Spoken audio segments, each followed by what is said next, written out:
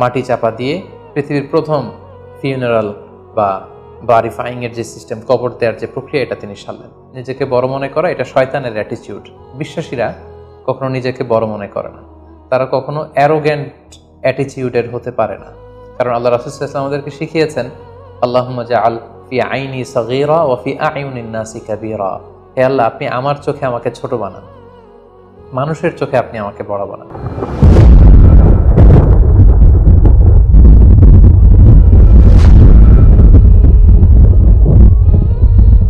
আসসালামু আলাইকুম ওয়া রাহমাতুল্লাহি ওয়া বারাকাতুহু। নাহমাদুহু ওয়া নুসাল্লি আলা রাসূলিহিল কারীম। আম্মা বা'দু ফাআউযু বিল্লাহি মিনাশ শাইতানির রাজীম। বিসমিল্লাহির রাহমানির রহিম। আদম আলাইহিস সালাম, তিনি হচ্ছেন আবুল বাশার, মানবমণ্ডলীর আদি পিতা। তিনি পৃথিবীর প্রথম মানুষ এবং প্রথম নবী। গোটা মানবমণ্ডলীর মধ্য থেকে আল্লাহ তাআলা আদম আলাইহিস সালামকে পৃথিবীর প্রথম মানুষ এবং প্রথম নবী হিসেবে বাছাই করেছেন।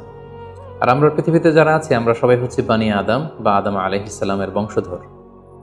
আল্লাহ তাআলা আদম আলাইহিস সালামকে সৃষ্টি করার অনেক আগে এই পৃথিবীতে প্রথমে জিন তৈরি করেছিলেন। আল্লাহ তাআলা ইরশাদ করছেন, ওয়াল জান্না খলাকনাহু মিন ক্বাবলু মিন নারিস সামুম। আর আমি মানবজাতি সৃষ্টির অনেক আগে প্রজ্বলিত আগুনের শাখা থেকে জিন জাতিকে তৈরি করেছি। আল্লাহ তাআলা যখন আদম আলাইহিস সালামকে সৃষ্টি করবেন বলে চিন্তা করলেন, আল্লাহ তাআলা সিদ্ধান্তটি ফেরেশতাদের সাথে শেয়ার করলেন। আল্লাহ তাআলা বললেন, ইন্নী জাআইলুন ফিল আরদি খলিফা। ওহে ফেরেশতারা, আমি পৃথিবীতে আমার রিপ্রেজেন্টেটিভ, আমার প্রতিনিধি হিসেবে মানুষ তৈরি করতে যাচ্ছি। যেহেতু জিন জাতিরা পৃথিবীতে আদম আলাইহিস সালামের আগেই অনেক রক্তপাত করেছিল, বিশৃঙ্খলা সৃষ্টি করেছিল, সেই অভিজ্ঞতার আলোকে সেই ডিসকাশনে আল্লাহ তাআলার সাথে ফেরেশতাদের ডিসকাশনে ফেরেশতারা তাদের মতামত পেশ করলেন। তারা বললেন তাদের অভিজ্ঞতার আলোকে, ক্বালু আতাজআলু ফিহা মান ইউফসিদু ফিহা ওয়া ইয়াসফিকুদ দিমা। অর্থাৎ, হে আল্লাহ, আপনি কি এমন কোনো জাতি তৈরি করবেন যারা পৃথিবীতে ফাসাদ সৃষ্টি করবে, ক্যাওস করবে, রক্তপাত করবে? নাহনু নুসাব্বিহু বিহামদিকা ওয়া নুকদ্দিসু লাক। আমরা তো আপনার তাসবিহ পড়ি, আপনার প্রশংসা করি, আমরাই তো ভালো, কেন আপনি আবার মানুষ বানাতে যাবেন? আল্লাহ তাআলা বললেন, ইন্নী আ'লামু মা লা তা'লামুন। হে ফেরেশতারা, আমি এমন কিছু জানি যেটা তোমরা জানো না। আল্লাহ তাআলার এই সিদ্ধান্তের কথা যখন তিনি ফেরেশতাদেরকে জানিয়ে দিলেন যে আমি মানুষ বানাতে যাচ্ছি, অতঃপর আল্লাহ তাআলা তার সিদ্ধান্ত অনুযায়ী তিনি মানুষ তৈরি করলেন। আদম আলাইহিস সালাম হচ্ছে পৃথিবীর সর্বপ্রথম মানব। তিনি আদম আলাইহিস সালামকে মাটি থেকে তৈরি করেছেন। এই ভূপৃষ্ঠের যত জায়গায় যত ধরনের মাটি আছে, সব মাটিগুলোকে সেখান থেকে কিছু কিছু অংশ নিয়ে আল্লাহ তাআলা আদম আলাইহিস সালামকে তৈরি করলেন। আল্লাহ তাআলা ইরশাদ করছেন, ইন্নী খালিকুম বাশারাম মিন তিন। নিশ্চয় আমি মানব জাতিকে মাটি থেকে তৈরি করেছি। এজন্য বলা হয়ে থাকে মাটির মানুষ, বা আদম হচ্ছে মাটির তৈরি। বেসিকলি আমরা সবাই আমাদের মা এবং বাবা থেকে তৈরি হয়েছি, তাদের স্পার্ম থেকে, ওভাম থেকে। যেহেতু মানুষের এই বীর্য বা স্পার্মটি আমাদের খাবার দাবারের একটা শক্তি রস বা নির্যাস, এবং আমাদের খাবার দাবার ফলমূল এগুলো আসে বেসিকলি মাটি থেকে, সেই দিকে ইঙ্গিত করে আমাদেরকে বলা হয় যে আমরাও হচ্ছি মাটির তৈরি। আদম আলাইহিস সালামকে আল্লাহ তাআলা সরাসরি মাটি থেকে তৈরি করলেন, এবং এই সৃষ্টি প্রক্রিয়ার তিনটি ধাপ ছিল। প্রথমত আল্লাহ তাআলা মাটিগুলোকে এঁটেল মাটিতে রূপ দিলেন, যেটাকে কোরআন বলেছে তিনুন লাজিব। তারপর সেই এঁটেল মাটিতে আল্লাহ তাআলা বৃষ্টি বর্ষণ করলেন, ফলে সেটা হয়ে গেল হামাইম মাসনুন, মানে কাদামাটি।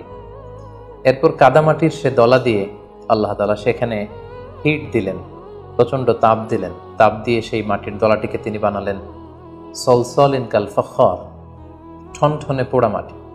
এবং সেই ঠনঠনে পোড়া মাটির যে কাঠামো, আল্লাহ তাআলা আদম আলাইহিস সালামের স্ট্রাকচার দিলেন, কাঠামো দিলেন, এবং সেই কাঠামোর ভেতরে আল্লাহ তাআলা রুহের ফুৎকার দিলেন। আল্লাহ বললেন, ফাইদা সাওয়াইতুহু ওয়া নাফাখতু ফীহি মির রূহি।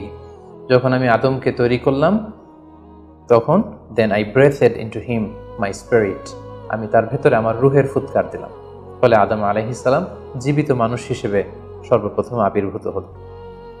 আমরা যদি সহিহ বুখারীর দিকে তাকাই, তাহলে দেখব যে সহিহ বুখারীতে সাইয়েদনা আদম আলাইহিস সালামকে যখন আল্লাহ তাআলা তার আকৃতি দিয়েছেন, অবয়ব দিয়েছিলেন, তার হাইট কত ছিল, কত লম্বা তিনি ছিলেন, সে ব্যাপারে সহিহ বুখারীতে এসেছে, ওয়াকানা তুলহু সিত্তুনা যিরাআন, 60 বিঘত তিনি লম্বা ছিলেন। আমাদের হাতের এই কনুই থেকে আঙ্গুল পর্যন্ত এই জায়গাটিকে বলা হয় 1 বিঘত। সেই হিসেবে তিনি ছিলেন 60 বিঘত লম্বা, 60 কিউবিট। এবং সহিহ মুসলিমের একটি বর্ণনা থেকে আমরা জানতে পারি জুমার দিন আল্লাহ তাআলা আদম আলাইহিস সালামকে তৈরি করেছিলেন। ইয়াউমুল জুমআতি ফিহি খুলিকা আদম। জুমার দিনে আল্লাহ তাআলা আদম আলাইহিস সালামের সৃষ্টি প্রক্রিয়া এটাকে তিনি সম্পন্ন করেছেন। আদম আলাইহিস সালামকে তৈরি করার পরে আল্লাহ তাআলা ফেরেশতাদেরকে এবং আদম আলাইহিস সালামকে একসাথে করে একটি মক টেস্ট নিলেন। সেখানে আল্লাহ তাআলা তাদের সবাইকে কিছু শব্দের নাম শিক্ষা দিলেন এবং আদম আলাইহিস সালামকে ফেরেশতাদের সামনে এনে ফেরেশতাদেরকে আল্লাহ তাআলা বললেন যে এগুলোর নাম যদি তোমরা আমাকে বলতে পারো তাহলে বলো। আল্লাহ তাআলা বললেন আম্বিউনি বিআসমাই হাউলাই ইন কুনতুম সাদিকিন। ফেরেশতাদেরকে প্রথমে প্রশ্ন করা হলো, বলো তো এগুলোর নাম কি? ফেরেশতারা উত্তর করতে পারলেন না। অতঃপর আদম আলাইহিস সালামকে লক্ষ্য করে আল্লাহ যখন বললেন ইয়া আদম আম্বিহুম বিআসমাইহিম, হে আদম তুমি এই জিনিসগুলোর নাম সবাইকে শুনিয়ে দাও। ফালাম্মা আম্বাআহুম বিআসমাইহিম, আদম আলাইহিস সালাম যখন একটার পর একটা সবগুলো জিনিসের নামকরণ করে ফেলতে পারলেন, সবগুলো জিনিসের নাম বলতে পারলেন, ক্বালা আলাম আকুল লাকুম ইন্নী আ'লামু গায়বাস সামাওয়াতি ওয়াল আরদ। আল্লাহ তাআলা ফেরেশতাদেরকে বললেন, আমি কি তোমাদেরকে বলিনি যে আমি আকাশ জমিনের গায়েবের সমস্ত বিষয়ের ধারক এবং বাহক, সব বিষয়ের জ্ঞান আমার কাছে আছে। সো আদমকে আমি এমন কিছু স্পেশাল ফিচার দিয়ে তৈরি করেছি যেগুলো অ্যাঞ্জেলদের মধ্যে ল্যাকিংস ছিল। ফলে ফেরেশতারা সেগুলো জানার পরেও সেগুলোর নাম আল্লাহ তাআলাকে রিপিট করে বলে শোনাতে পারেনি, কিন্তু আদম আলাইহিস সালাম সবগুলো জিনিসের নাম একটার পর একটা তিনি বলে ফেলতে পারলেন। এবং এ থেকে প্রমাণিত হয় যে আল্লাহ তাআলা এখানে ফেরেশতাদের অপারগতা এবং আদম আলাইহিস সালামের শ্রেষ্ঠত্বের প্রমাণ তিনি এখানে স্থাপন করলেন। অনেকে প্রশ্ন করে থাকে যে আল্লাহ তাআলা আদম আলাইহিস সালামকে স্পেশালি এই জিনিসগুলোর নাম শিক্ষা দিয়েছিলেন, ফলে আদম আলাইহিস সালাম বলতে পেরেছেন, কিন্তু ফেরেশতাদেরকে তো এই জিনিসগুলোর নাম শিক্ষা দেওয়া হয়নি। সো তারা কি করে বলবে? কোরআনের কোথাও এটা সুস্পষ্ট বলা হয়নি যে আল্লাহ তাআলা যখন এই জিনিসগুলোর নাম শিক্ষা দিচ্ছিলেন তখন আলাদা করে আদম আলাইহিস সালামকে শিক্ষা দিচ্ছিলেন। বরং এমনও হতে পারে যে শেখানোর প্রক্রিয়াটি যখন চলছিল তখন ফেরেশতা এবং আদম তারা সকলেই উপস্থিত ছিল, কিন্তু আদম আলাইহিস সালামকে আল্লাহ তাআলা এমন কিছু মানবিক বৈশিষ্ট্য স্পেশাল ফিচার দিয়ে তৈরি করেছেন যার ফলে তিনি এগুলোর উত্তর করতে পেরেছিলেন। কিন্তু ফেরেশতাদের মধ্যে বিষয়গুলো না থাকার কারণে ফেরেশতারা সেগুলোর উত্তর করতে পারেনি। ফেরেশতাদের সামনে আদম আলাইহিস সালামের শ্রেষ্ঠত্বের প্রমাণ হওয়ার পরে আল্লাহ তাআলা সকল ফেরেশতাদেরকে আদেশ করলেন যে তোমরা আদম আলাইহিস সালামকে একটা সম্মানসূচক সেজদা দাও, যেটাকে অনারারি প্রস্ট্রেশন বলে। আল্লাহ তাআলা বললেন উসজুদু লি আদম ফাসাজাদু ইল্লা ইবলিস আবা ওয়াস্তাকবারা ওয়া কানা মিনাল কাফিরিন। আল্লাহ তাআলা আদেশ দেওয়ার সাথে সাথেই সকল ফেরেশতারা সেজদা দিল। আসলে এই সেজদাটা কেমন ছিল আমরা জানি না। আমরা সাধারণত রুকু করলে we just bow down our head just little bit, আমরা আমাদের মাথা একটু নিচু করি। আমরা যখন সেজদা দেই আমরা আমাদের কপাল মাটিতে ছুঁয়ে দেই, এটা হচ্ছে আমাদের সেজদা। কিন্তু ফেরেশতাদের সেজদা আসলে আদতে কেমন ছিল আমরা জানি না। এজন্য ফেরেশতাদের কোনো বিষয়, জিনদের কোনো বিষয়, এটা যদি আমরা আমাদের মতো করে কল্পনা করি এটা ভুল হবে। বরং যেভাবে সেজদা দেওয়ার দরকার ছিল ফেরেশতারা ঠিক সেভাবেই আদম আলাইহিস সালামকে সেজদা দিয়েছেন। কিন্তু এই সেজদাটি ইবাদতের সেজদা নয়, কারণ ইবাদত হিসেবে সেজদা দেওয়া যাবে শুধুমাত্র কেবলমাত্র আল্লাহ তাআলাকে। এই সেজদাটি ছিল সম্মানসূচক সেজদা, অনারারি প্রস্ট্রেশন। ফাসাজাদু ইল্লা ইবলিস, আল্লাহ তাআলা আদেশ দেওয়ার সাথে সাথে সকল ফেরেশতারা সেজদা দিল, ইবলিস ছাড়া। আবা ওয়াস্তাকবারা ওয়া কানা মিনাল কাফিরিন, সে সেজদা দিতে অস্বীকৃতি জানালো, ফলে সে কাফেরদের অন্তর্ভুক্ত হয়ে গেল। এখন প্রশ্ন হচ্ছে হু ইজ দিস ইবলিস? ইবলিস কে?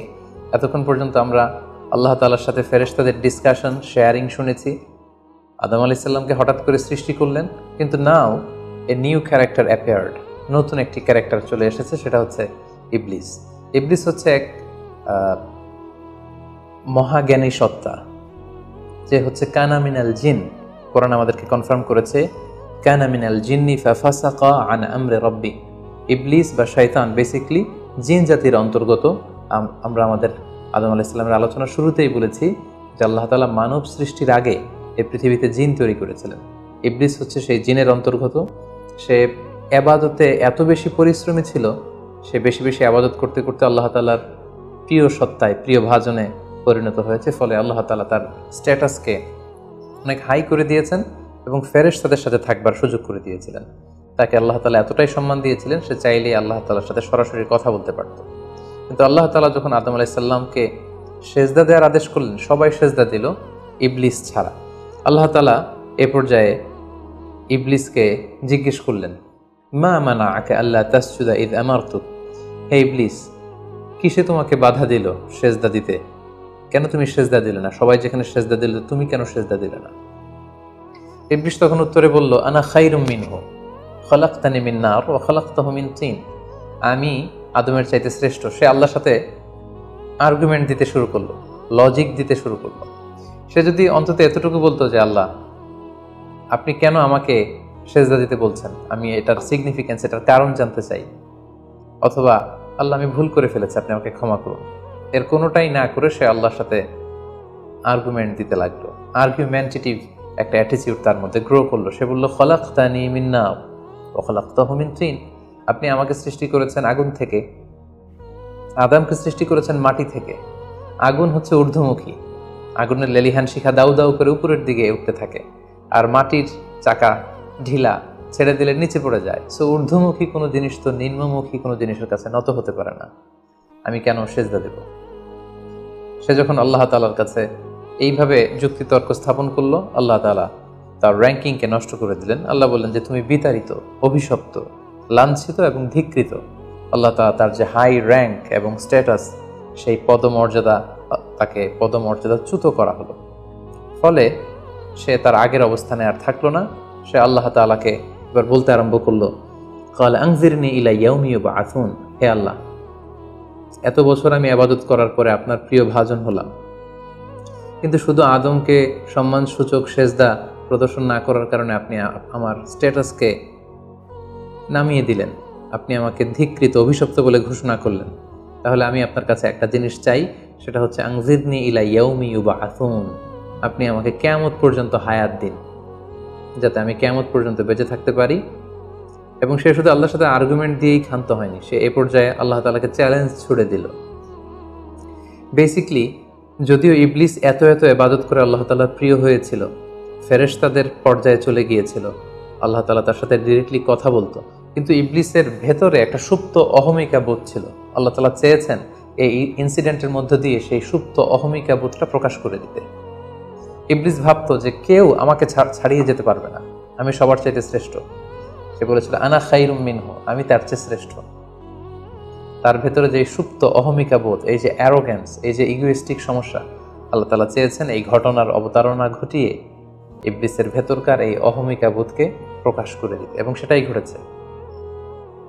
এবার সে আল্লাহ তাআলাকে চ্যালেঞ্জ দিয়ে বলল যে আল্লাহ, আপনি আমাকে কিয়ামত পর্যন্ত হায়াত দিন, লা আকউদান্না লাহুম সিরাতাকাল মুস্তাকিম, আপনার এই আদম সন্তান, বনি আদমের যারা পৃথিবীতে আসবে, তারা কি করে জান্নাতে যায় সেটা আমি দেখে নেব।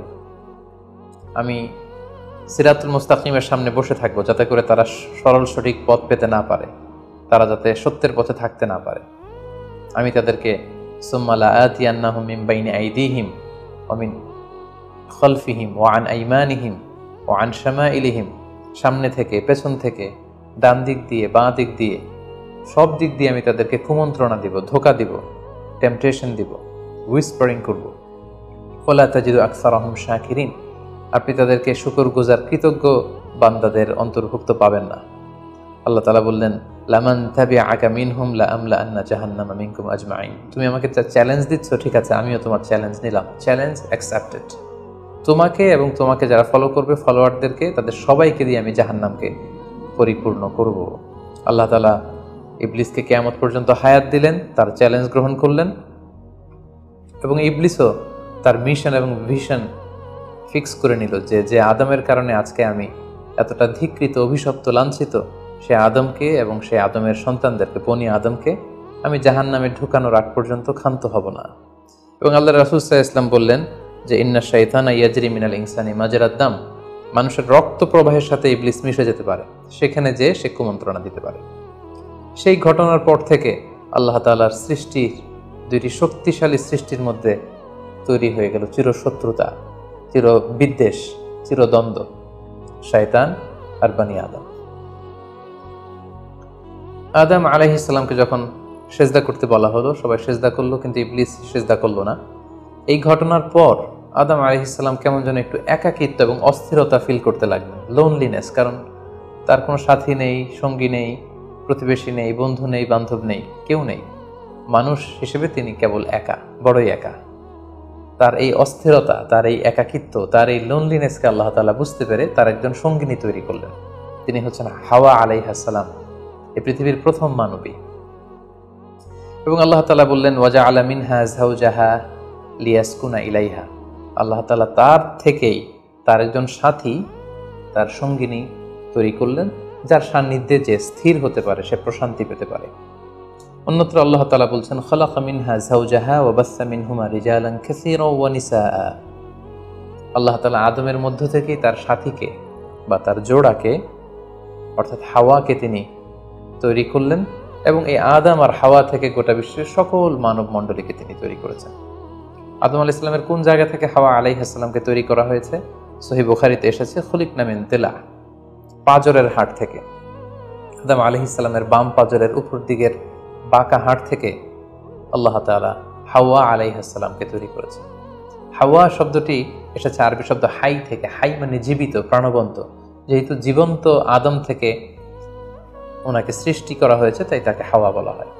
অথবা আদম আলাইহিস সালাম হাওয়া আলাইহিস সালামের সঙ্গ পেলেই তিনি উজ্জীবিত হয়ে ওঠেন, প্রাণোচ্ছল হয়ে ওঠেন, এজন্য ওনাকে হাওয়া বলা হয়। তাহলে পৃথিবীর প্রথম মানবী হাওয়া আলাইহিস সালামকে আল্লাহ তাআলা আদম আলাইহিস সালামের নিঃসঙ্গতা, একাকিত্ব এবং লোনলিনেস যে ফিলিংটা, এটা দূর করার জন্য তার একজন সঙ্গী তিনি ঠিক করে দিলেন, আদম এবং হাওয়া। ইংরেজিতে বলা হয় অ্যাডাম অ্যান্ড ইভ। এবং আল্লাহ তাআলা তাদের দুজনকে জান্নাতে থাকবার পারমিশন দিলেন। আল্লাহ তাআলা বললেন ওয়াকুলনা ইয়া আদম উসকুন আনতা ওয়া যাওজুকাল জান্নাহ। আদম, তুমি আর তোমার স্ত্রী বা তোমার সঙ্গিনী দুজনে মিলে জান্নাতে থাকো। তবে এক্ষেত্রে কিছু ডুজ অ্যান্ড ডোন্টস আছে, কিছু ওয়ার্নিং আছে, কিছু প্রিকশন আছে। সেটা হচ্ছে ওয়াকুলা মিনহা রাগাদান হাইসু শি'তুমা। এই বাগানে, এই জান্নাতের যেখান থেকে মনে যায় তৃপ্তি সহকারে তোমরা উভয়ে খাও, কিন্তু ওয়ালা তাকরাবা হাযিহি শাজারাতা ফাতাকুনা মিনাল যালিমিন।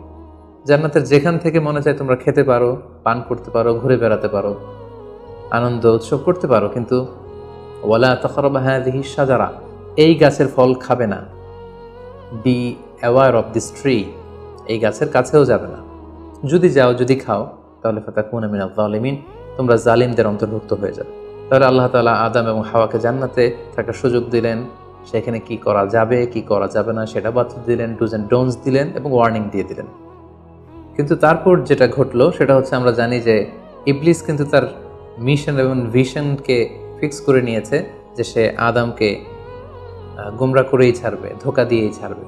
এবং সে অনুপাতে সে সামহাও জান্নাতে ঢুকে আদম এবং হাওয়া আলাইহিস সালামকে উইসপারিং করে, টেম্পটেশন দিয়ে, কুমন্ত্রণা দিয়ে তাদেরকে বিভ্রান্ত করে ফেলল। কোরআন বলছে ফাওয়াসওয়াসা লাহুমা শাইতান লিইউবদিয়া লাহুমা মা উরিয়া আনহুমা মিন সাওআতিহিমা। শয়তান তাদের দুজনকে টেম্পটেশন দিয়ে, কুমন্ত্রণা দিয়ে ধোঁকার মধ্যে ফেলে দিল। শয়তান এসে বলল, আমাকে আল্লাহ সৃষ্টি করেছেন অনেক আগে, তোমাদেরকে সৃষ্টি করার আগে আল্লাহ তাআলা আমাদেরকে জানিয়েছিলেন যে তোমাকে এবং হাওয়াকে আল্লাহ তাআলা এই জান্নাতে রাখতে চান না, তোমাদের দুজনকে আল্লাহ পৃথিবীতে পাঠিয়ে দিতে চান। কারণ এখানে তারাই থাকতে পারবে যারা ফেরেশতা, তোমরা ফেরেশতা নও। আর এখানে পার্মানেন্টলি থাকার জন্য, রেসিডেন্সিয়াল পারমিটের জন্য একটা জিনিস লাগে, সেটা হচ্ছে ওই গাছের ফল খেতে হয়। যারা ওই গাছের ফল খেয়ে ফেলবে তারা এখানকার চিরকালীন বাসিন্দা হয়ে যাবে, তারা কখনো পৃথিবীতে যাওয়া লাগবে না। সো এজন্য আল্লাহ তাআলা তোমাদেরকে ফল খেতে নিষেধ করেছেন ওই গাছে। তোমরা যদি ওই গাছের ফল খেয়ে ফেলো তাহলে তোমরা এখানকার চিরস্থায়ী অধিবাসী হয়ে যাবে। কোনোভাবেই আল্লাহ তাআলা তোমাদেরকে এখান থেকে তাড়াতে পারবেন না। কিন্তু আল্লাহ তাআলা চাইছেন তোমাদেরকে এখান থেকে তাড়িয়ে পৃথিবীতে পাঠিয়ে দিবেন। আমি তোমাদেরকে কসম করে বলছি, আমি তোমাদের ওয়েল উইশার, শুভাকাঙ্ক্ষী। শয়তান বলল যে ওয়াকাসামাহুমা ইন্নী লাকুমা মিনান নাসিহিন, নিশ্চয় আমি তোমাদের জন্য শুভাকাঙ্ক্ষী, তোমরা আমার কথা শোনো। যদি এখানে আরামে দিনাতিপাত করতে চাও তাহলে তোমরা এই ফল খাও, ফলে তোমাদেরকে আর কোথাও যাওয়া লাগবে না। আদম আলাইহিস সালাম আল্লাহ তাআলার সে দেয়ার ডুজ এন্ড ডোন্টস, সে ওয়ার্নিং এর কথা ভুলে তিনি এবং তার স্ত্রী ওই নিষিদ্ধ ফল থেকে খাওয়া শুরু করলেন। এবং খাওয়ার সাথে সাথেই ফালাম্মা যাকা শাজারাতা বাদাত লাহুমা সাওআতুহুমা ওয়া তাফিকা ইয়াখসিফানি আলাইহিমা মিন ওয়ারাকিল জান্নাহ। ওই নিষিদ্ধ গাছের ফল খাওয়ার সাথে সাথেই আদম আলাইহিস সালাম এবং হাওয়া আলাইহিস সালামের গায়ে যে জান্নাতি পোশাক ছিল, অটোমেটিক্যালি সেই পোশাক খুলে পড়তে আরম্ভ করলো। ওনারা উলঙ্গ হয়ে যেতে লাগলেন। তড়িঘড়ি করে ওনারা জান্নাতের বিভিন্ন পাতা এনে, বিভিন্ন লতা পাতা এনে ওনাদের প্রাইভেটকে ওনারা ঢাকলেন। এবং তখনই ওনারা বুঝতে পারলেন, আমরা কি করলাম, আমরা তো মহাভুল করে ফেলেছি, আমরা তো আল্লাহ তাআলার আদেশকে অমান্য করেছি।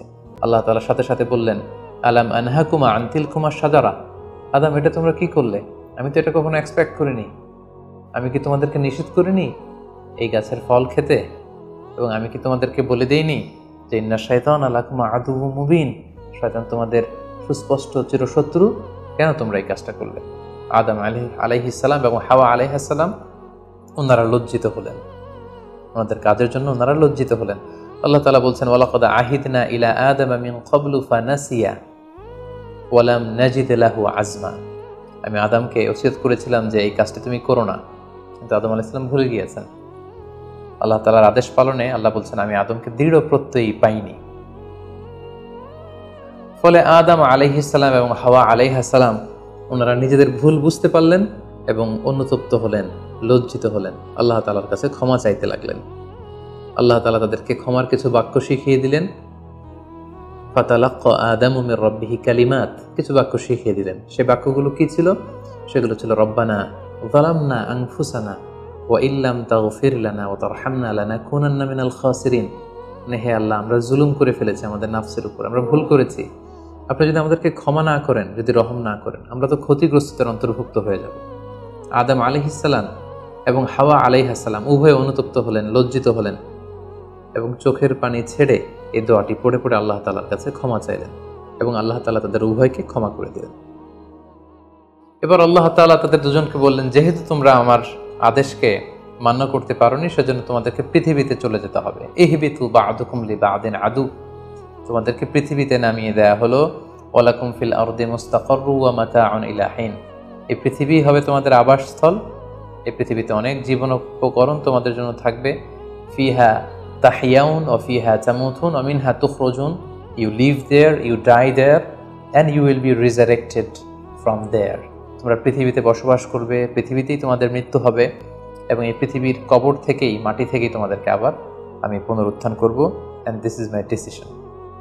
আদম আলাইহিস সালাম এবং হাওয়া আলাইহিস সালাম পৃথিবীর প্রথম মানব এবং মানবীকে জান্নাত থেকে আল্লাহ তাআলা পৃথিবীতে নামিয়ে দিলেন এবং আল্লাহ বললেন যে তোমাদেরকে নামিয়ে দিয়ে আমি ক্ষান্ত হচ্ছি না। ফাইম্মা ইয়াতিয়ান্নাকুম মিন্নি হুদান, আমার গাইডেন্স তোমাদের কাছে আসবে। ফামান তাবিআ হুদায়া ফালা ইয়াযিল্লু ওয়ালা ইয়াশকা, আমার দেয়া পথ নির্দেশিকা এবং গাইডেন্স যারা মেনে চলবে তারা কখনো পথভ্রান্ত হবে না, তারা কখনো গোমরা হবে না। অতঃপর আল্লাহ তাআলা তাদের দুজনকে পৃথিবীতে নামিয়ে দিলেন। আদম এবং হাওয়া কোথায় নামিয়ে দিলেন এ ব্যাপারে ঐতিহাসিকদের মধ্যে মতভেদ পাওয়া যায়। কিছু কিছু ঐতিহাসিকগণ বলেন যে আদম আলাইহিস সালামকে মক্কা এবং তায়েফের মাঝখানে দাহানা নামক একটা জায়গায় আল্লাহ নামিয়ে দিয়েছেন। কোনো কোনো বর্ণনা মতে পাওয়া যায় যে আদম আলাইহিস সালামকে আল্লাহ তাআলা ইন্ডিয়ান সাবকন্টিনেন্টে শ্রীলঙ্কার সিংহাল নামক একটা জায়গায় পাঠিয়েছেন এবং তারা সেখানে অ্যাডামস পিক নামে একটি পাহাড়ের কথা বলে থাকেন, যেখানে আদম আলাইহিস সালামের ফুটপ্রিন্ট বা পায়ের ছাপ সংরক্ষিত আছে বলে অনেক ঐতিহাসিকগণ মত প্রকাশ করেছেন। হাওয়া আলাইহিস সালামকে সৌদি আরবের জেদ্দা নগরীতে আল্লাহ তাআলা নাজিল করেন বলে অনেক ঐতিহাসিকগণ মতামত দিয়েছেন। তাহলে তারা পৃথিবীর এক এক দিকে এক একজন, অনেকদিন পরে তারা দুজন সৌদি আরবের জাবালে রাহমা, যেখানে বিদায় হজের ভাষণ দিয়েছিলেন আল্লাহ রাসূল সাল্লাল্লাহু আলাইহি ওয়াসাল্লাম, ময়দানটাকে বলা হয় ময়দানুল আরাফাত, আরাফাতের ময়দানে ওনারা আবার রিইউনাইটেড হয়েছেন এই পৃথিবীর বুকে। সম্মানিত, শুধু এ পর্যায়ে আমরা জানবো how was the life of Adam and Eve on earth. এই পৃথিবীতে আদম আলাইহিস সালাম এবং হাওয়া আলাইহিস সালামের একেবারে পৃথিবীর শুরুর দিকের জীবন পরিক্রমাটা কেমন ছিল, হাউ ওয়াজ দেয়ার লাইফ, কিভাবে তারা তাদের জীবন অতিবাহিত করেছেন। আমরা জানি যে তাদের দুজনের মাধ্যমেই হিউম্যান হিস্ট্রি শুরু হয়েছিল, মানব ইতিহাস। তাদের জীবন পরিক্রমাটা কিছুটা ভিন্ন, আমাদের চাইতে ভিন্ন, যেহেতু তারাই পৃথিবীর প্রথম মানব এবং মানবী। তাদের কোনো প্রতিবেশী নেই, তাদের কোনো বন্ধু বান্ধব নেই, পৃথিবীতে আর কোনো মানুষ তাদের আশেপাশে ছিল না, শুধু তারাই। তো সেক্ষেত্রে এক আল্লাহ তাআলার ইবাদত ছাড়া তাদের মৌলিক যে কাজটা ছিল সেটা ছিল পপুলেশন, কাল্টিভেশন অ্যান্ড কনস্ট্রাকশন। কি করে জনসংখ্যা বৃদ্ধি করা যায় পৃথিবীতে, কি করে সন্তান লালন পালন করা যায়, কি করে চাষাবাদ করা যায়, কি করে ফার্মিং করা যায় এবং কি করে মানব সভ্যতার বিনির্মাণ করা যায়, এটাই ছিল পৃথিবীর প্রথম মানব এবং এই মানবীর প্রধানতম দায়িত্ব। যেহেতু ওনারা যদি নতুন প্রজন্ম তৈরি না করেন, ওনারা যদি চাষাবাদ না করেন, ওনারা যদি সভ্যতা বিনির্মাণ না করেন, তাহলে পৃথিবীতে মানব সভ্যতা টিকে থাকবে না। ফলে মৌলিক আবাদতের পাশাপাশি এগুলোই ছিল ওনাদের কাজ। আল্লাহ তাআলা সব শিখিয়ে দিলেন কিভাবে গাছ রোপণ করতে হয়, কিভাবে চাষাবাদ করতে হয়, কিভাবে ছাগল গরু এগুলো লালন পালন করতে হয়, এবং সেখান থেকে কিভাবে দুধ দহন করে নিজেদের খাবারের যোগান দিতে হয়। বেসিকলি আদম আলাইহিস সালামের কাছে যে সহিফাগুলো নাজিল হয়েছিল, সেখানে শরীয়তের মূলনীতির চাইতে কিভাবে পৃথিবী আবাদ করতে হবে এই বিষয়গুলোই বেশি স্থান পেয়েছিল। এক্ষেত্রে সবচেয়ে মজার ব্যাপার হচ্ছে আদম আলাইহিস সালামের এই জীবন পরিক্রমার সবচেয়ে গুরুত্বপূর্ণ একটি মজার বিষয় হচ্ছে যে কিছুদিন পরেই তাদের কুলকে আলোকিত করে, তাদের সংসারকে আলোকিত করে নতুন প্রজন্ম আসতে শুরু করলো। এবং আদম আলাইহিস সালাম এবং হাওয়া আলাইহিস সালামের মাধ্যমে যে সন্তানরা পৃথিবীতে আসতো, তারা ছিল অলওয়েজ টুইন বেবি বা যমজ সন্তান হিসেবে আসতো। সর্বপ্রথম আল্লাহ তাআলা তাদেরকে একটি সন্তান, একটি ছেলে সন্তান এবং একটি মেয়ে সন্তান দিয়ে ধন্য করলেন, এবং তারা তাদের নাম রাখলেন, ছেলেটির নাম রাখলেন কাবিল, মেয়েটির নাম রাখলেন আকলিমা। এবং তারপরের বছর আবারও হাওয়া আলাইহিস সালাম গর্ভবতী হয়ে সন্তান জন্ম দিলেন। সেক্ষেত্রেও একটি ছেলে একটি মেয়ে, কারণ এই ছেলে মেয়েদের বিয়ে দেওয়ার তখন পদ্ধতি ছিল এই বছর যেই ছেলে জন্মগ্রহণ করেছে সেই ছেলের সাথে পরের বছরের মেয়ের বিয়ে হতো, এবং এই বছর যে মেয়ে জন্মগ্রহণ করেছে তার সাথে পরের বছরের ছেলের সাথে এভাবে ক্রসিং সিস্টেমে বিয়ে হতো। যেহেতু পৃথিবীতে আর কোনো মানুষ তাদের আশেপাশে ছিল না, ফলে নিজেদের ভাই বোনদের মধ্যে বিয়ে হতো, তবে ওলট পালট করে। তো এর ফলে বাই ডিফল্ট আদম আলাইহিস সালামের ছেলে কাবিলের ভাগ্যে এসে জুটল তার পরের টার্নের যে বোন জন্মগ্রহণ করেছে হাবিলের সাথে, তার নাম ছিল লাবুদা। লাবুদার সাথে কাবিলের বিয়ে হবে এবং হাবিলের সাথে ইকলিমার বিয়ে হবে, এটাই ফিক্স করা হলো। কিন্তু এখানে একটি সমস্যা দেখা দিল, সেটি হচ্ছে ইকলিমা ছিল খুবই সুন্দরী, she was a very beautiful lady. ফলে কাবিল এটা মেনে নিতে পারেনি। সে প্রশ্ন উত্থাপন করলো যে কেন আমি লাবুদাকে বিয়ে করব? লাবুদা হচ্ছে কিছুটা শ্যামলা প্রকৃতির, আমি তাকে বিয়ে করব না, বরং আমার সাথে আমার যে বোন জন্মগ্রহণ করেছে সে ইকলিমাকে আমি বিয়ে করব। আদম আলাইহিস সালাম বললেন, না, এটা আল্লাহর দেয়া আদেশ।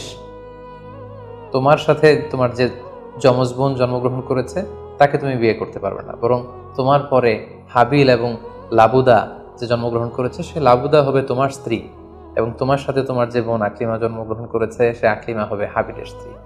কিন্তু কাবিল এটা সহজে মেনে নিতে পারেনি। ফলে সে এখানে প্রশ্ন উত্থাপন করলো এবং সে বলল যে আমি আকলিমাকে বিয়ে করতে চাই। দেখা দিল এক মহা সমস্যা। তখন আল্লাহ তাআলা আদম আলাইহিস সালামকে জানিয়ে দিলেন, ঠিক আছে, হাবিল এবং কাবিলকে কুরবানি করতে বলো, যার কুরবানি কবুল হবে সেই আকলিমাকে পাবে। এবং তখন কুরবানির সিস্টেম ছিল, কোরবানি করে চলে আসার পরে আকাশ থেকে আগুন এসে যেই কোরবানিকে ঝলসে দিত, সেই কোরবানিটা আল্লাহ তাআলার কাছে কবুল হয়েছে বলে ধরে নেওয়া হতো। আদম আলাইহিস সালামের ছেলে কাবিল বেসিকলি চাষি ছিল, সে এক বস্তা গম আল্লাহ রাস্তায় কোরবানি করলো। আর হাবিল সে মেষ চড়াতো, ছাগল চড়াতো, সে একটি বকরি জবাই করে আল্লাহ রাস্তায় কুরবানি করলো। এবং তারা অপেক্ষা করতে লাগলো যে কার কুরবানি কবুল হয়। দেখা গেল আকাশ থেকে আগুন এসে হাবিলের বকরি বা ছাগলটাকে ঝলসে দিয়েছে, কিন্তু কোনো আগুন এসে কাবিলের গমের বস্তাকে বা গমের স্তূপকে ঝলসে দেয়নি। ফলে প্রমাণিত হলো যে হাবিলের কুরবানি আল্লাহ তাআলার দরবারে কবুল হয়েছে, এবং আল্লাহ তাআলার দেয়া আগের বিধান অনুযায়ী হাবিলই আকলিমাকে বিয়ে করার সুযোগ পাবে। এই কথাটি আল্লাহ তাআলা খুব সুন্দর করে কোরআনুল কারীমে উল্লেখ করেছেন। আল্লাহ বলছেন, ফাতুকুব্বিলা মিন আহাদিহিমা ওয়া লাম ইউতাকাব্বাল মিনাল আখার। তাদের একজনের কুরবানি কবুল হলো, আরেকজনেরটি হলো না। ফলে হাবিল আকলিমাকে বিয়ে করার সুযোগ পেল। কিন্তু কাবিল এতে আরো প্রচন্ড জেলাসি ফিল করতে লাগলো। সে হিংসায় জ্বলে পুড়ে অত্যন্ত রেগে গিয়ে বলল, লা আক্তুলান্নাক, হাবিল আমি তোমাকে হত্যা করব, তোমাকে হত্যা করে হলেও আমার সুন্দরী বোন আকলিমাকে আমি ছিনিয়ে নিব। তখন হাবিল বলতে লাগলো যে লাইম বাসাত্তা ইলাইয়া ইয়াদাকা লিতাকতুলানি মা আনা বিবাসিতি ইয়াদি আলি ইলাইকা লিআকতুলাক। অর্থাৎ, হে কাবিল, তুমি যদি আমাকে হত্যা করতে অগ্রগামী হও, হাত বাড়াও, আমি আমার হাতকে বাড়াবো না তোমাকে আঘাত করার জন্য। কারণ তুমি যদি আমাকে হত্যা করো তাহলে আমার পাপ, তোমার পাপ সবটাই তোমার ঘাড়ে বর্তাবে। আর আমি এত বড় পাপ কাজ কখনোই করতে চাই না। কাবিল এ কথাতেও ক্ষান্ত না হয়ে সে হত্যা করতে উদ্ধত হলো এবং সে তার কথা মতো তার ভাই হাবিলের উপর চড়াও হয়ে আক্রমণ করে তার আপন ভাই হাবিলকে সে হত্যা করে ফেলল। কোরআন বলল ফাকাতালা ফাসবাহা মিনাল খাসিরিন। কাবিল হাবিলকে হত্যা করে ফেলল। প্রতিহিংসার অনলে জ্বলে পুড়ে শয়তানের কুমন্ত্রণায় পৃথিবীর প্রথম হত্যাকাণ্ড, the first murder ever in the world, পৃথিবীর প্রথম হত্যাকাণ্ড সংঘটিত হলো। এবং হত্যাকারী ছিল আদম আলাইহিস সালামের ছেলে কাবিল, এবং এই পৃথিবীর প্রথম নিহত মানুষের নাম হচ্ছে হাবিল। সহিহ বুখারীতে আল্লাহ রাসূল সাল্লাল্লাহু আলাইহি ওয়াসাল্লাম ইরশাদ করেছেন, আউয়ালু মান সান্নাল কতলা। কাবিল হচ্ছে ওই ব্যক্তি যে পৃথিবীতে সর্বপ্রথম হত্যার ট্র্যাডিশন চালু করেছে। কাবিলের আগে কেউই পৃথিবীতে হত্যাকাণ্ড ঘটায়নি, ফলে হাবিল হচ্ছে পৃথিবীর প্রথম শহীদ বা প্রথম নিহত মানুষ। এবং কাবিল যেহেতু এই হত্যার ট্র্যাডিশন করেছে, এই মার্ডারের ট্র্যাডিশন করেছে, ফলে পৃথিবীতে যারাই এই বিচার বহির্ভূত হত্যা বা অন্যায়ভাবে কাউকে হত্যাকাণ্ডের সাথে জড়িত হবে তার একটি পার্সেন্টেজ গুণা কিয়ামত পর্যন্ত কাবিলের ভাগেও এটি যেতে থাকবে। এখন যে মজার ব্যাপারটি ঘটেছে সেটি হচ্ছে, কাবিল যখন হাবিলকে আক্রমণ করেছে, হাবিলকে নিহত করেছে, হত্যা করার পরে হাবিল লাশ হয়ে শুয়ে রইল। কারণ কাবিল যখন হাবিলকে আক্রমণ করেছে, হাবিলের গা থেকে যখন ব্লিডিং হয়েছে, সে ছটফট করতে করতে এক পর্যায়ে মারা গেল। কিন্তু মারা যাওয়া কাকে বলে এটাও পৃথিবীর কেউ জানতো না। কাবিল নিজেও বুঝতে পারেনি যে এইভাবে আমি আঘাত করলে হাবিল এইভাবে মরে যাবে, তার ব্লিডিং হবে। মৃত্যু কি এটা তারা জানে না, কারণ এই পর্যন্ত এই পৃথিবীতে কেউ তো মারা যায়নি। ফলে সে দেখলো যে কিছুক্ষণ আগে আমার ভাই হাবিল আমার সাথে কথা বলছিল, এখন হাবিল আর কথা বলে না, চুপ করে শুয়ে আছে, নড়ে না চড়ে না। কাবিল তার ভাইকে কাঁধে নিয়ে ঘুরতে লাগলো। কি করবে? সে কথা বলে না কেন? কারণ এটা যে মৃত্যু, দিস ইজ দ্য ডেথ, এটা তাদের জানা ছিল না। এবং তার ভাইয়ের লাশকে সে কি করবে সে নিজে বুঝতে পারছিল না। তখন হাবিলকে শিক্ষা দেওয়ার জন্য আল্লাহ তাআলা একটি কাককে পাঠালেন। ফাবাআসাল্লাহু গুরাবান ইয়াবহাসু ফিল আরদি লিউরিয়াহু কাইফা ইউয়ারি সাওআতা আখি। দুটি কাক এসে একটি কাক আর একটি কাককে হত্যা করলো, এবং হত্যাকারী কাকটি তার ঠোঁট দিয়ে তার পা দিয়ে মাটি খুঁড়ে গর্ত করে সেই গর্তের ভেতরে মৃত কাকটিকে ফেলে আবার মাটি দিয়ে ঢেকে ফেললো। এই দৃশ্যটি হাবিল দেখে বুঝতে পারলো যে কাবিল দেখে বুঝতে পারলো আমাকেও একই কাজ করতে হবে। কাবিল তখন মাটি খুঁড়ে তার ভাই হাবিলকে মাটি চাপা দিয়ে পৃথিবীর প্রথম ফিউনারাল বা বারিফাইং এর যে সিস্টেম, কবর দেওয়ার যে প্রক্রিয়া, এটা তিনি সারলেন। আদম আলাইহিস সালাম তখন চলে গিয়েছিলেন মক্কায় কাবা নির্মাণের কাজে বা হজের কাজে। সেখান থেকে ফিরে এসে এই ঘটনা শুনে তিনি অত্যন্ত দুঃখ পেলেন। তিনি কাবিলকে ভর্ৎসনা করলেন এবং আদম আলাইহিস সালামের সন্তান সন্ততি সবাইকে ডেকে তিনি নাসিহত করলেন, এক আল্লাহর আদেশ মেনে নেওয়ার জন্য তিনি সবাইকে আহ্বান জানালেন। হাবিলের পরবর্তীতে আল্লাহ তাআলা এওয়াদান আন হাবিলের পরিবর্তে তিনি শীস আলাইহিস সালামকে আদম আলাইহিস সালামের ছেলে হিসেবে পৃথিবীতে দান করলেন। হাওয়া আলাইহিস সালামের কোল জুড়ে পৃথিবীতে আসলো শীস, এবং তার সাথে তার টুইন বোন হাজুরা পৃথিবীতে আসলো। এবং আদম আলাইহিস সালামের পরে শীস আলাইহিস সালামকে আল্লাহ তাআলা নবী হিসেবে সিলেক্ট করলেন। এবং সহিহ ইবনে হিব্বানের একটি বর্ণনা এসেছে, যদি বর্ণনাটি দুর্বল, যে শীস আলাইহিস সালামের কাছে আল্লাহ তাআলা 50টি সহিফা নাজিল করেছিলেন। দেখতে দেখতে আদম আলাইহিস সালাম তার জীবনের 1000 বছর পূর্ণ করলেন। তিনি বয়োবৃদ্ধ হয়ে আসলেন এবং তার এই নবুয়তির দায়িত্ব আল্লাহ তাআলা শীস আলাইহিস সালামের কাঁধে দেওয়ার পরে আদম আলাইহিস সালামের পৃথিবী থেকে বিদায় নিলেন। কোথায় তাকে কবর দেওয়া হয়েছে? ঐতিহাসিকদের মধ্যে একাধিক মত পাওয়া যায়। কোনো কোনো বর্ণনা মতে ওনাকে মক্কাতে কবরস্থ করা হয়েছে, কোনো কোনো ঐতিহাসিক বর্ণনা মতে ওনাকে বাইতুল মাকদাসে কবরস্থ করা হয়েছে। আর ঠিক এভাবেই পৃথিবীর প্রথম মানব এবং প্রথম নবী আদম আলাইহিস সালাম এই পৃথিবী থেকে বিদায় নিয়ে পরপারে পাড়ি জমালেন। সম্মানিত সুধী, আদম আলাইহিস সালামের এই জীবনী থেকে আমাদের জন্য কি শিক্ষা? কেন আল্লাহ তাআলা কালামুল্লাহ মাজিদে কুরআনুল কারীমে নবীদের ঘটনাগুলো বর্ণনা করেছেন? কেন আদম আলাইহিস সালামের ঘটনা আমাদেরকে শুনিয়েছেন? নিশ্চয়ই এর পেছনে কারণ রয়েছে। সেটি হচ্ছে আমরা যাতে করে এই জীবনী থেকে আমাদের প্রাত্যহিক জীবনের জন্য শিক্ষা, লেসন, এগুলো যাতে গ্রহণ করতে পারি। আদম আলাইহিস সালামের এই বর্ণাঢ্য জীবনী থেকে, সংগ্রামী জীবনী থেকে আমরা কি শিখতে পারি, কি কি লেসন আমাদের জন্য রয়েছে, এ পর্যায়ে আদম আলাইহিস সালামের জীবনী থেকে শিক্ষাগুলো আমরা আলোচনা করব। আদম আলাইহিস সালামের জীবনী থেকে প্রথম যে শিক্ষাটা আমরা পাই সেটা হচ্ছে সৃষ্টির জন্য অহংকার করা বা অ্যারোগেন্স এটা শোভা পায় না। অহংকার করা এটা হচ্ছে স্রষ্টার বৈশিষ্ট্য। কোনো সৃষ্টি কখনো অহংকার করতে পারে না। আল্লাহ তাআলা বলেছেন হাদিসে কুদসিতে, আল কিবরিয়া উরিদা ই, অহংকার হচ্ছে আমার চাদর, এজন্য যে অহংকার করবে ওকে আমি জাহান্নামে নিক্ষেপ করব। কিন্তু শয়তানের ক্ষেত্রে আমরা এই মিস্টেকটাই দেখেছি। সে অহংকারের ফাঁদে পা দিয়ে আল্লাহ তাআলার আদেশ অমান্য করেছে এবং সে ধিক্কৃত অভিশপ্ত একটা সত্তায় পরিণত হয়েছে এবং সে বলেছে যে আনা খাইর মিনহু, আমি আদমের চাইতে শ্রেষ্ঠ। কোনো বিশ্বাসী, কোনো প্র্যাকটিসিং মুসলিম কখনো নিজেকে বড় মনে করতে পারে না। ইসলাম আমাদেরকে এটা শেখায় না। নিজেকে বড় মনে করা এটা হচ্ছে শয়তানের স্বভাব, যেটা আমরা আদম আলাইহিস সালাম এবং শয়তানের যে ঘটনা, ইনসিডেন্ট, সেখান থেকে আমরা জানতে পারলাম। নিজেকে বড় মনে করা এটা শয়তানের অ্যাটিটিউড। বিশ্বাসীরা কখনো নিজেকে বড় মনে করে না, তারা কখনো অ্যারোগ্যান্ট অ্যাটিটিউডের হতে পারে না। কারণ আল্লাহ রাসূল সাল্লাল্লাহু আলাইহি ওয়াসাল্লাম আমাদেরকে শিখিয়েছেন, আল্লাহুম্মা জাআল ফি আইনি সাগীরা ওয়া ফি আ'ইউনিন নাসি কাবীরা, হে আল্লাহ আপনি আমার চোখে আমাকে ছোট বানান, মানুষের চোখে আপনি আমাকে বড় বানান। আপনি নিজেকে কখনো বড় বলে উপস্থাপন করতে পারবেন না। আপনি বড় এটা আপনার মুখে বলা শোভা পায় না, বরং আপনি বড় কিনা ছোট এটা মানুষ প্রমাণ করবে, সেটা মানুষ ডিসাইড করবে। এজন্য আল্লাহ রাসূল সাল্লাল্লাহু আলাইহি ওয়াসাল্লাম বলতেন, হে আল্লাহ আমার চোখে আপনি আমাকে ছোট বানান, মানুষের চোখে আপনি আমাকে বড় বানান।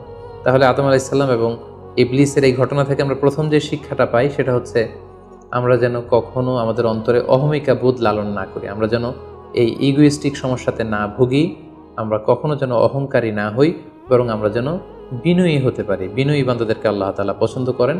নিজেকে বড় মনে করা এটা হচ্ছে শয়তানের স্বভাব এবং সে নিজেকে বড় মনে করেই চির অভিশপ্ত হিসেবে চিহ্নিত হয়েছে। আদম আলাইহিস সালামের ঘটনা থেকে আরও একটি শিক্ষা আমরা যেটি পাই সেটি হচ্ছে শয়তানের প্রথম মিশন ছিল মানুষের দেহ থেকে পোশাক খুলে ফেলা। আমি আবারও বলছি, মানুষের দেহ থেকে পোশাক খুলে ফেলা, নগ্নতা বা অশ্লীলতা, এটা হচ্ছে শয়তানের প্রধান হাতিয়ার। আমরা এই ঘটনা থেকে জেনেছি যে আদম আলাইহিস সালাম এবং হাওয়া আলাইহিস সালাম তারা যখন ওই নিষিদ্ধ গাছ থেকে ভক্ষণ করলেন, তারা যখন নিষিদ্ধ ফলটি খেয়ে ফেললেন, সাথে সাথে জান্নাতের পোশাক তাদের দেহ থেকে খুলে পড়ে গিয়েছে। এবং কেন আদম আলাইহিস সালাম এবং হাওয়া আলাইহিস সালামকে শয়তান ওয়াসওয়াসা দিয়েছিল? সূরা আরাফে আল্লাহ বলছেন, লিউরিয়াহুমা সাওআতিহিমা, যাতে করে তাদের প্রাইভেট, তাদের লজ্জাস্থান প্রকাশিত হয়ে পড়ে। তাহলে আমরা এই ঘটনা থেকে আরও যে শিক্ষাটি পাই সেটি হচ্ছে নগ্নতা এবং অশ্লীলতা হচ্ছে শয়তানের প্রধান হাতিয়ার। বর্তমানে আমরা সেটাই দেখতে পাচ্ছি যে শয়তান আমাদের পোশাককে খাটো করতে চাচ্ছে। দিনকে দিন আমাদের পোশাকের ধরন এমন হতে যাচ্ছে, বিশেষ করে আমাদের বোনদের বা নারীদের পোশাকের দিকে যদি আমরা তাকাই, এটা ছোট হতে হতে এমন একটা পর্যায়ে চলে যাচ্ছে, এর মাধ্যমে কিন্তু এই নিউডিটি বা নগ্নতা এবং অশ্লীলতার ছড়াছড়ি আমাদের সমাজে খুব বেড়ে গিয়েছে। এবং এটা ছিল শয়তানের প্রধান হাতিয়ার। আমাদের আদি পিতা এবং আদি মাতাকে এই নগ্নতা এবং অশ্লীলতার মাধ্যমেই, তাদের দেহ থেকে পোশাক খোলার মাধ্যমে কিন্তু শয়তান প্রথম তার শত্রুতা প্রকাশ করতে পেরেছিল। এবং কারা আসলে আমাদের শত্রু, কে আমার শত্রু, কে আমার বন্ধু, এটা আমাদেরকে জানতে হবে। আল্লাহ তাআলা খুব সুস্পষ্টভাবে কোরআনে বলেছেন যে ইন্নাহু লাকুম আদুউম মুবিন, তোমরা শয়তানের পদাঙ্ক অনুসরণ করো না, কারণ শয়তান হচ্ছে তোমাদের সুস্পষ্ট শত্রু। সো কে আমার বন্ধু, কে আমার শত্রু, এ ব্যাপারে যেন আমরা সুস্পষ্ট একটি ধারণা পেতে পারি। এই জন্য কোরআন আমাদেরকে জানিয়েছে শয়তান হচ্ছে আমাদের প্রকাশ্য শত্রু। আদম আলাইহিস সালামের এই স্টোরি থেকে আমরা আরও একটি শিক্ষা পাই, সেটা হচ্ছে আল্লাহ তাআলা যখন জান্নাতে আদম এবং হাওয়া আলাইহিস সালামকে থাকার সুযোগ দিলেন, আল্লাহ বললেন ওয়ালা তাকরাবা হাযিহি শাজারা, খবরদার যেটা মনে চায় খাও, কিন্তু ওই গাছের কাছেও যেও না। আল্লাহ তাআলা কিন্তু বলেননি ওই গাছের ফল খেও না, আল্লাহ বলেছেন কাছেও যেও না। এটা একটা কোরআনিক টার্ম, কাছেও যাওয়া যাবে না। ফল খাওয়া তো দূর কি বাত, ওই গাছের ফল খাওয়া তো অনেক পরের কথা, আগে কাছে গেলেই না ফল খাওয়া না খাওয়ার প্রসঙ্গটা আসে। এজন্য আল্লাহ তাআলা সাবধান করে বলে দিয়েছিলেন কাছেও যেও না। এটা কোরআনের একটা টার্ম। অশ্লীলতার ব্যাপারে যখন আল্লাহ আমাদেরকে সাবধান করেছেন, আল্লাহ বলেছেন ওয়ালা তাকরাবুজ জিনা, অশ্লীলতার কাছেও যেও না। যেখানে আল্লাহ তাআলা আমাদেরকে শিখাচ্ছেন যে কাছেও যেও না, কিন্তু আমরা কিন্তু আমাদের দেশে কাছে আসার গল্পের নাম কিন্তু এখন শুনছি। আমরা মোস্ট রিসেন্টলি কিছু বছর আগে ক্লোজ আপ ওয়ানের কাছে আসার দুর্দান্ত সব গল্প নিয়ে তারা কিছু প্রোগ্রাম করেছিলেন, সেখানে তরুণ তরুণীদেরকে খুব বেশি কাছে আসার জন্য তারা একে অপরের কাছে আসা, লাভ স্টোরিগুলো শেয়ার করা, এগুলো তারা প্রমোট করেছে। কিন্তু তার বিপরীতে কোরআনিক পয়েন্টস অফ ভিউ যদি আমরা দেখি, সেখানে কিন্তু আমরা ভিন্ন কনসেপশন দেখতে পাই। সেখানে কোরআন আমাদেরকে বলেছে যে কাছেও যাওয়া যাবে না, তোমরা কাছেও যেও না। সো এই বিষয়টি যেন আমরা মনে রাখবার চেষ্টা করি। আদম আলাইহিস সালামের ঘটনা থেকে আরও একটি শিক্ষা আমরা পাই, সেটা হচ্ছে শয়তান সবসময় আমাদেরকে অস্থির বানাতে চেষ্টা করে। মানে আমার আরও লাগবে, আমার আরও চাই, আমার আরও পেতে হবে। যেমন জান্নাতে নিঃসন্দেহে আদম এবং হাওয়া আলাইহিস সালামের জন্য কোনো অভাব ছিল না, সব কিছু সেখানে ছিল। তারপরেও কেন তাদেরকে যেটাকে নিষিদ্ধ করা হয়েছে ওই ফল কেন খাওয়া লাগবে? শয়তান এসে সেই কাজটাই করেছে। শয়তান বোঝাতে চাচ্ছে তোমাদের আরও লাগবে, আরও। এই অফুরন্ত খাবার এবং নাজ নেয়ামতে তোমাদের হবে না, বরং যেটা আল্লাহ নিষেধ করেছে ওইটাতেই যেতে হবে। সো এটা হচ্ছে শয়তানের একটা ধোঁকা দেওয়ার পদ্ধতি। শয়তান সবসময় আমাদেরকে আরও চাই, আমাদের আরও লাগবে, আরও পাওয়ার জন্য শয়তান আমাদেরকে উৎসাহিত করে। এরকম আরও আরও করে যখন আমরা এসবের পেছনে ছুটতে থাকি, ফলে আমরা অস্থির হয়ে উঠি। শয়তান কখনোই চায় না আমরা যেন প্রশান্ত চিত্তের অধিকারী থাকি, আমরা যেন ধীরস্থির থাকি। আপনি যখনই ধীরস্থির হবেন, আল্লাহর সিদ্ধান্তে যখন আপনি সন্তুষ্ট হবেন, তখনই আপনার মনে একটা প্রশান্তি চলে আসবে। ফলে আপনি তখন আল্লাহকে নিয়ে ভাবার সুযোগ পাবেন, আপনার জীবনকে নিয়ে সন্তুষ্ট হবেন। তখন আপনার মধ্যে একটা কামনেস, একটা ট্রায়াঙ্কুলিটি চলে আসবে। কখনোই শয়তান এটা চায় না, বরং শয়তান সবসময় একটা প্রতিযোগিতার মধ্যে রেখে আরও লাগবে, আরও চাই, এরকম একটা উন্মাদনা, অস্থিরতা শয়তান সবসময় আমাদের মধ্যে ছড়িয়ে দিতে চায়। এই গল্প থেকে আমরা আরও একটি জিনিস শিখতে পারি, সেটা হচ্ছে দ্য পাওয়ার অফ দোয়া। দোয়ার যে কত বড় শক্তি। একটু খেয়াল করে দেখুন যে আল্লাহ তাআলা শয়তানের দোয়াও কিন্তু ফিরিয়ে দেয়নি, কিন্তু আমরা অল্পতে নিরাশ হয়ে যাই। শয়তান বলেছিল, আল্লাহ তুমি আমাকে চিরকাল বেঁচে থাকার সুযোগ দাও, লম্বা হায়াত দাও। আল্লাহ এই দোয়া কবুল করলেন। শয়তান বললেন, আল্লাহ আমি ডানে বায়ে সামনে পেছনে সব দিক থেকে যেন আদম এবং হাওয়াকে, মানুষকে কুমন্ত্রণা দিতে পারি, তুমি সুযোগ দাও। আল্লাহ সুযোগ দিলেন, আল্লাহ দোয়া কবুল করলেন। শয়তান বলল, আল্লাহ আমি যেন মানুষের শিরায় উপশিরায় রক্তের প্রবাহের ভেতরে ঢুকে যেন আমি টেম্পটেশন দিতে পারি। আল্লাহ তাআলা এটাও কবুল করলেন। তো যে আল্লাহ তাআলা শয়তানের দোয়া কবুল করে ফেলতে পারেন, সে আল্লাহ তাআলাকে আমাদের দোয়া কবুল করবেন না? অবশ্যই করবেন। তো সেক্ষেত্রে দোয়ার মতো দোয়া করতে হবে। সিনসিয়ার দোয়া ইজ লাইক এ মিসাইল। আপনি যদি সিনসিয়ারলি দোয়া করেন, এটা মিসাইলের মতো। মিসাইল হামলা করলে যেমনি লক্ষ্যবস্তুতে যে ভেদ করে, তেমনি দোয়ার মতো যদি দোয়া করা যায়, চাওয়ার মতো যদি আল্লাহ তাআলার কাছে চাওয়া যায়, সেই দোয়াটাও আল্লাহ তাআলা কবুল করবেন। দোয়া ইটস অ্যান আর্ট, এটা একটা শিল্প। কেমন করে চাইতে হয়, কেমন করে দোয়া করতে হয়, সেটাও জানতে হয়। সো আমরা যখন আল্লাহ তাআলার কাছে চাইবো, আমরা যেন খুব সিনসিয়ারলি চাই। 5 নম্বর যেই শিক্ষাটি আমরা পাই, সেটা হচ্ছে রিপেন্টেন্স, অনুতপ্ত হওয়া। শয়তানও আল্লাহর আদেশ অমান্য করেছে, আদম আলাইহিস সালামও আদেশ অমান্য করেছে। আল্লাহ বলেছেন সেজদা দাও, শয়তান সেজদা না দিয়ে আদেশ অমান্য করলো। আল্লাহ তাআলা আদমকে বলেছেন এই গাছের কাছে যেও না, আদম আলাইহিস সালাম ভুল করে খেয়ে তিনিও আদেশ অমান্য করলেন। পার্থক্যটা কোথায়? পার্থক্য হচ্ছে শয়তান ভুল করে সে ভুলের উপর অটল থেকে গিয়েছিল, অহংকার করেছিল। কিন্তু আদম আলাইহিস সালাম ভুল করে তিনি অনুতপ্ত হয়েছিলেন। শয়তান ভুল করে ভুলের উপর স্থির থাকে, আর আল্লাহর প্রিয় বান্দারা ভুল করে তারা আল্লাহ তাআলার কাছে ক্ষমা চায়। আমরা মানুষ হিসেবে আমাদের ভুল হতেই পারে, এটা খুবই স্বাভাবিক। কুল্লুকুম খাত্তা, তোমরা সবাই পাপী, ওয়া খায়রুল খাত্তাইনা তাওয়াবুন। এই পাপীদের মধ্যে সবচেয়ে শ্রেষ্ঠ পাপী হচ্ছে যে পাপী পাপ করার পরে আল্লাহ তাআলার কাছে তওবা করে, অনুতপ্ত হয়। অনুতপ্ত বান্দার চোখের পানির যে কত পাওয়ার, জাহান্নামের আগুন কোনো কিছু দিয়ে নেভানো সম্ভব না, কিন্তু অনুতপ্ত বান্দার চোখের পানি দিয়ে জাহান্নামের আগুন নিভে যায়। একজন বান্দা যখন ভুল করে, পাপ করে, ভুল বুঝতে পেরে অনুতপ্ত হয়ে চোখের পানি ছাড়ে, তার চোখের পানি চোখ বেয়ে, তার নাকের ডগা বেয়ে মাটিতে পড়ার আগেই আল্লাহ অনুতপ্ত বান্দার সব গুনাহ মাফ করে দেন। তাই আমরা যেন আল্লাহ তাআলার কাছে অনুতপ্ত হতে পারি। শয়তান আল্লাহকে সেদিন চ্যালেঞ্জ দিয়ে বলেছিল, আল্লাহ আমি দেখে নেব কি করে তুমি তোমার বান্দাদেরকে জান্নাতে ঢুকাও। আল্লাহ তাআলা বললেন, চ্যালেঞ্জ অ্যাকসেপ্টেড, তোমার চ্যালেঞ্জকে আমিও গ্রহণ করলাম। তুমি আজীবন আমার বান্দাদেরকে ধোঁকা দিবে, কিন্তু আমার বান্দা যখন অনুতপ্ত হয়ে চোখের পানি ছেড়ে ক্ষমা চাইবে, আমি জীবনের সব গুনাহ মাফ করে দেব। সো অনুতপ্ত হয়ে আল্লাহর কাছে চাওয়ার এই সুযোগকে যেন আমরা নষ্ট না করি। আমরা যেন ভুল করলে আল্লাহ তাআলার কাছে ক্ষমা চাই, আমরা যেন তাওবা করে ফিরে আসি। 6 নম্বর যে শিক্ষাটি আমরা আদম আলাইহিস সালামের গল্প থেকে পাই সেটা হচ্ছে our life is full of struggle. আমাদের জীবনটা হচ্ছে খুবই স্ট্রাগল করে এই জীবনটাকে লিড করতে হয়। এখানে অনেক ইফোর্ট দিতে হয়। দুনিয়াকে বলা হয় দারুল আসবাব, পরিশ্রম করে লড়াই করে নিজের অবস্থানকে এখানে জানান দিতে হয়। প্রতিকূল পরিবেশে কিভাবে আপনি টিকে থাকবেন, দুর্যোগ মোকাবেলা করে কিভাবে আপনি টিকে থাকবেন, সেটার শিক্ষা কিন্তু এই পৃথিবীতে আছে। যেমন আদম আলাইহিস সালাম, হাওয়া আলাইহিস সালাম যখন পৃথিবীতে এসেছেন, তাদের জন্য সব কিছু যে একেবারে প্রিপেয়ার্ড ছিল ব্যাপারটি এমন নয়। ওনাদেরকে কষ্ট করতে হয়েছে, ওনাদেরকে চাষাবাদ করতে হয়েছে, মেষ পালন করতে হয়েছে, গাছ রোপণ করতে হয়েছে, ঝড় ঝঞ্ঝা বন্যা, এই প্রতিকূল পরিবেশে তাদেরকে টিকে থাকার লড়াই করতে হয়েছে। ফলে এই পৃথিবীতে টিকে থাকতে হলে লড়াই করতে হয়, সংগ্রাম করতে হয়। এই জীবনটা হচ্ছে সংগ্রামময় একটা জীবন। ফলে আদম আলাইহিস সালামের এই সংগ্রামী জীবন থেকে আমরা এটাও বুঝতে পারি যে এখানে আমাদেরকে টিকে থাকার জন্য লড়াই করে করে নিজের অস্তিত্বের জানান দিতে হবে। সর্বশেষ আদম আলাইহিস সালামের জীবনী থেকে যে আমরা শিক্ষাটি পাই সেটা হচ্ছে এই পৃথিবীতে অনেক ধরনের ফিতনা আছে, এর মধ্যে নারী ঘটিত ফিতনা একটি বড় ধরনের ফিতনা, এবং এই পৃথিবীর প্রথম যে হত্যাকাণ্ড সেটা নারী ঘটিত কারণেই হয়েছে। এবং সহিহ মুসলিম আল্লাহ রাসূল সাল্লাল্লাহু আলাইহি ওয়াসাল্লাম বলেছেন, ফাইন্না আউওয়ালা ফিতনাতি বানি ইসরাঈল কানাত ফিন্নিসা, বনি ইসরায়েলের প্রথম ফিতনাও নারীদের ব্যাপারেই ঘটেছে। এবং আল্লাহ রাসূল বলেছেন, আমার পরে তোমাদের জন্য নারীদের ফিতনার চাইতে বড় কোনো ফিতনা আমি রেখে যাইনি। ফলে এই নারী ঘটিত ফিতনা থেকে আমাদেরকে সাবধান থাকতে হবে।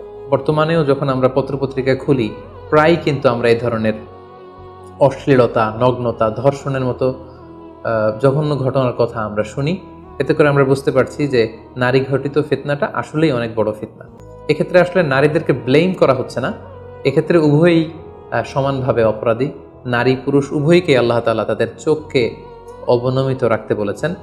এই হাদিস দ্বারা এটা প্রমাণ হয় না যে নারীদেরকে ব্লেম করা হচ্ছে, বরং ঘটনাটা যেহেতু নারী কেন্দ্রিক, সেহেতু নারী ঘটিত ফিতনার কারণে পৃথিবীতে প্রথম হত্যাকাণ্ড ঘটেছে, এবং এখনও এ জাতীয় ঘটনার কারণে অনেক ধরনের ফাসাদ ফিতনা সমাজে ছড়িয়ে পড়ছে। সো আমাদেরকে আদম আলাইহিস সালামের জীবনী থেকে আরও একটি শিক্ষা হচ্ছে, এই নারী ঘটিত ফিতনা থেকে বেঁচে থাকার জন্য নারী পুরুষ উভয়কেই তাদের নজর বা দৃষ্টির লাগাম টেনে ধরতে হবে।